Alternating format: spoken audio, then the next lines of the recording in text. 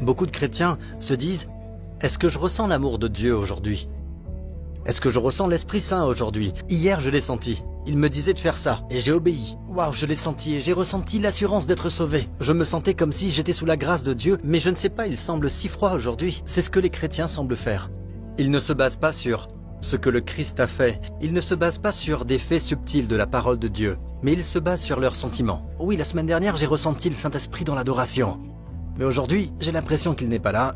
Je me sens vide. Peut-être que j'ai perdu mon salut. C'est le problème. Vous ne vous reposez pas dans l'œuvre du Christ pour vous. Et maintenant, vous regardez l'œuvre de l'Esprit en vous. Ne confondez pas les deux. Ce n'est que lorsque vous voyez l'œuvre du Christ pour vous que vous pouvez comprendre l'œuvre de l'Esprit en vous. Comme ce que je viens de dire, plus vous verrez le Christ, et l'Esprit Saint vous fera toujours voir le Christ. Le diable vous pointe vers lui-même, il vous pointera vers les autres, mais l'Esprit Saint vous pointe toujours vers Jésus-Christ. L'Esprit Saint ne fera même pas tourner les regards vers lui, il vous montrera Jésus-Christ et son œuvre achevée. Et quand vous verrez Jésus-Christ, et maintenant vous le voyez à la droite du Père, ce qui se passe, c'est que l'Esprit œuvre quand vous regardez à Jésus. Vous m'écoutez? Si vous regardez à vous, il arrête d'œuvrer. Si vous regardez au Seigneur, il commence à œuvrer. Ceux qui sont les mieux dirigés sont ceux qui ont les yeux sur Jésus. Si vous cherchez en vous une direction qui viendrait de lui, vous faites fausse route. Plus vous avez les yeux sur Christ, en dehors, plus vous pouvez ressentir les instructions à l'intérieur. Ne confondez pas l'œuvre du Christ pour vous avec l'œuvre de l'Esprit en vous. L'introspection est dangereuse. Le diable vient toujours vers vous et vous demande « Qu'allez-vous faire pour résoudre ce problème?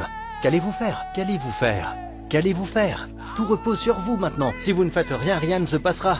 Si vous ne vous forcez pas à pousser les autres vers le bas, les autres vous dépasseront et vous écraseront. Qu'allez-vous faire?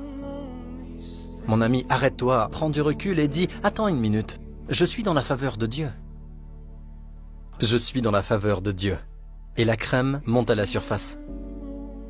Vous n'avez pas besoin de pousser, ni de forcer, ni de vous battre.